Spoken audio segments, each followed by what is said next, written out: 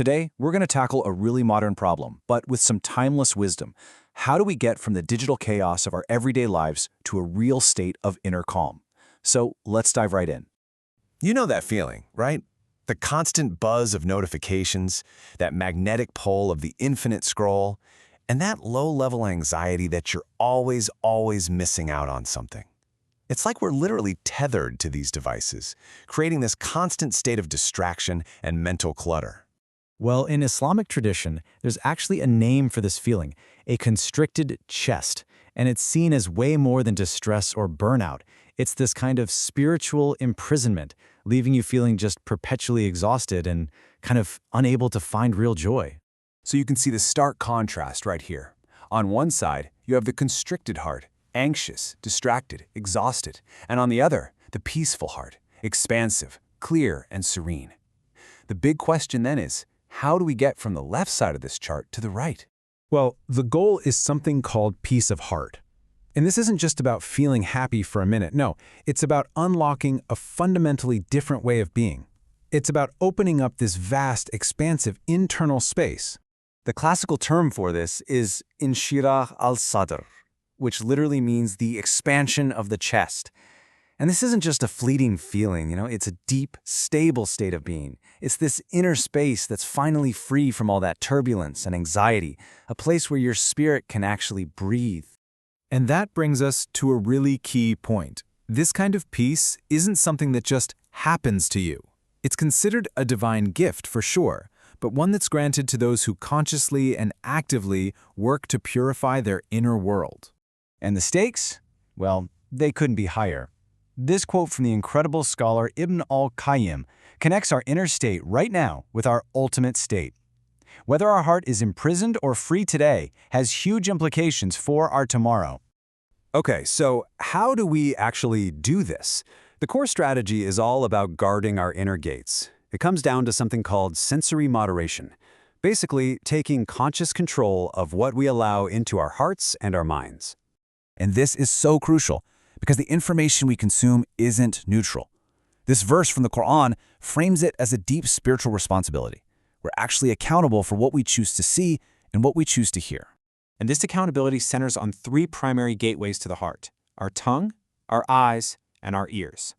What we say, what we see, and what we hear, these are the things that directly shape our inner world. All right, now let's make this ancient wisdom hyper-relevant to our lives today. We're going to look at how these three gateways are getting totally bombarded by our digital habits, turning timeless advice into a diagnosis for our modern anxiety. Okay, this table is where you get that big aha moment. It directly translates the classical poisons of the heart into our world. So, unnecessary talking? That's all the idle chatter and constant commenting online. Unrestrained glances? That is the perfect description for infinite scrolling and binge watching. And vain listening? Well, that maps directly onto getting lost in gossip podcasts or just distracting media. The idea of an unrestrained glance is so powerful. It's described as a poisoned arrow because what the eye sees, the heart immediately feels. That image, whatever it is, gets imprinted on the soul, fueling distraction and desire. I mean, what a perfect metaphor for what happens when we mindlessly scroll. And the consequences of this are pretty stark. This isn't just about wasting a little bit of time. The sources describe that when the eyes are constantly corrupted by this excess, the heart literally becomes like a rubbish heap, so full of clutter that there is simply no room left for what truly matters. All right, so that was the diagnosis. Pretty heavy stuff. But now for the good part, the cure.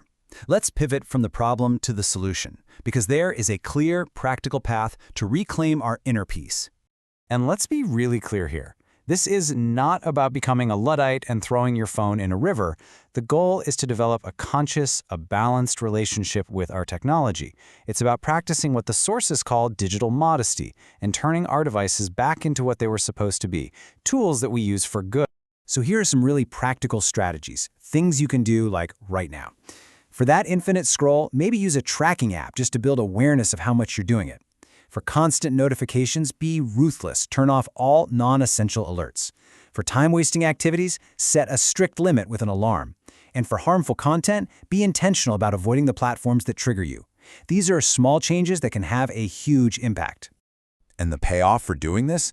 Oh, it's huge. By applying these simple strategies, you start to restore your focus, you reduce that reactive anxiety, and you reclaim so much time for more meaningful connections. You're actively protecting that crucial link between your eyes and your heart. And that is the path to that expansive, peaceful state we've been talking about. Because in the end, all of these practical actions, this whole digital decluttering thing, it all serves a higher purpose. It's about clearing out that rubbish heap to make space for what truly brings peace. And as this verse tells us, it is in the remembrance of the divine that hearts ultimately find their rest and their assurance. So we'll leave you with this one last question to really think about. Take an honest look at your own habits. Is your phone a tool you use for good, or has it become a primary source of distraction in your life? The answer to that could be the very first step toward reclaiming your inner calm.